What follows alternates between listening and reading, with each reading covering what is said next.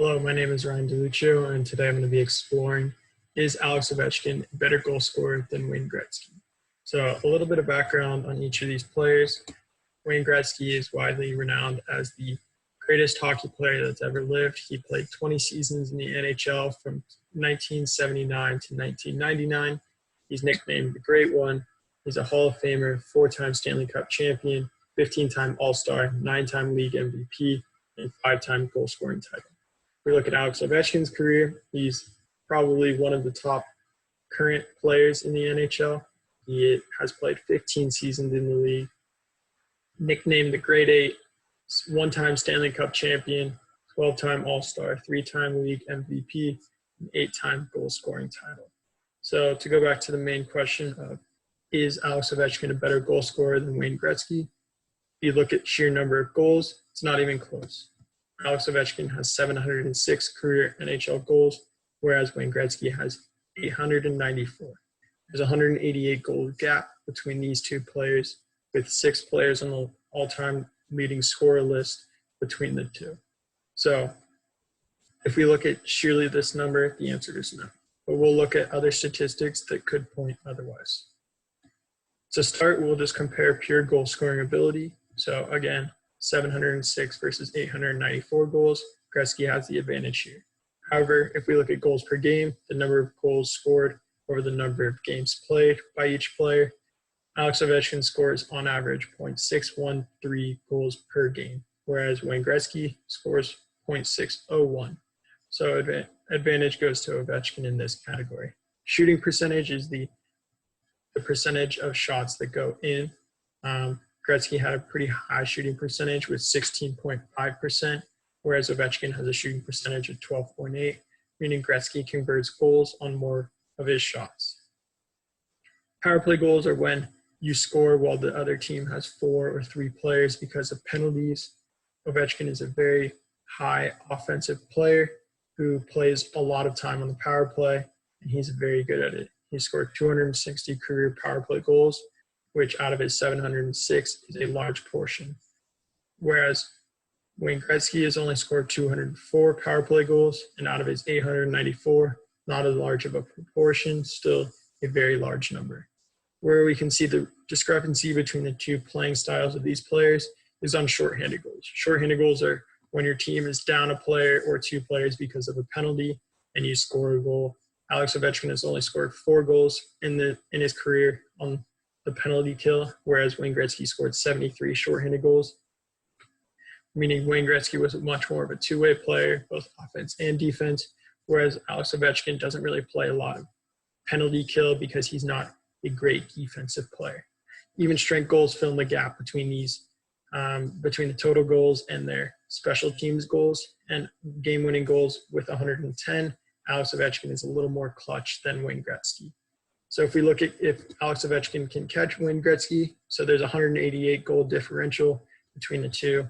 If we say that Alex Ovechkin has a 15% production decrease, so we expect him to score 0.5 goals per game for the rest of his career, which is roughly 15% lower than his 0.61% tick right now, he would need 376 games, which is roughly 4.6 seasons, full NHL 82-game seasons, to score 188 goals to catch up to Wayne Gretzky. But if we think about it even further, as age kind of plays a factor in the end of his career, he's currently 34, we could expect a 33% production decrease. And if this occurs, he would score only 0.4 goals per game. Estimated games needed would be 470, meaning he would need 5.7 seasons to recoup this 188 goal differential, meaning he would have to play till he's roughly 40 years old, which would be very difficult to attain this number, but it's still theoretically possible. With goal scoring comes goaltending. Goaltending ultimately is a prevention of players from trying to score.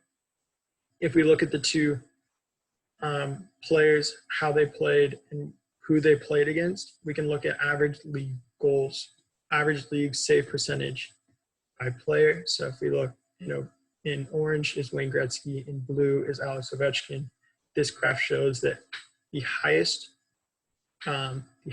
league save percentage that Wayne Gretzky ever played against in his career was lower than the lowest average league save percentage that Alex Ovechkin ever played in against his career.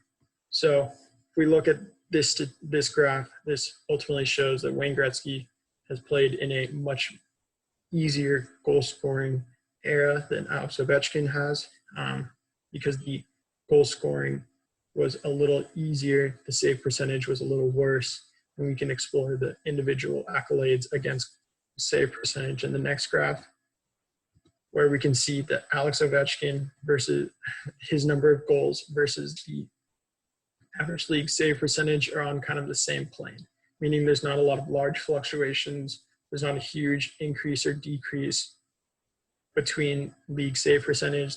The maximum league save percentage was 91.5 in his career, and the minimum was 90.1. So you can see that this range isn't that big of a discrepancy, and his goals per season has kind of stayed on that plane. You haven't really seen large fluctuations. When we look at Wayne Gretzky's, however, you can see that the goal scoring versus the save percentage has an X-type shape, which is an inverse relationship, meaning when at the end of his career, even at the midpoint of his career, towards the end of his career, save percentage started to go up, meaning the NHL goalies started to get better, stopping more pucks, meaning the goals scored were going down. So this means that as Gretzky's career the second half of his career started to wane down, his scoring productivity had also decreased because of age, as well as the increase in average league save percentage. So we wanted to see if we put these two players in the same era, how would they behave, how would they score. So we created goals independent era, also known as era adjusted goals, which are goals times the adjusted roster factor times the adjusted season factor times the goals per game independent player. So the adjusted roster factor takes into account if there's less than 18 skaters on a team, which in the first 3 seasons of Wayne Gretzky's career, there were only 17 skaters, meaning he got a little more opportunity to score goals. Adjusted season factor, he only played 80 game seasons throughout his career, whereas Ovechkin played 82 game seasons. So this puts it on par with an 82 game season. And goals per game independent player means if you were to take Alex Ovechkin or Wayne Gretzky out of the league, but take their goals as well, the league could score a little bit less. So if the league scored 1,000 goals and Ovechkin scored 40, then the league would score 960 goals without Ovechkin. So this number is the total average goals per game without that player in the league. And you take 6, which is the average number of goals per game, and you divide that by the goals per game independent player number. So with all these statistics, we ran that on every single season of each player, and we averaged those out.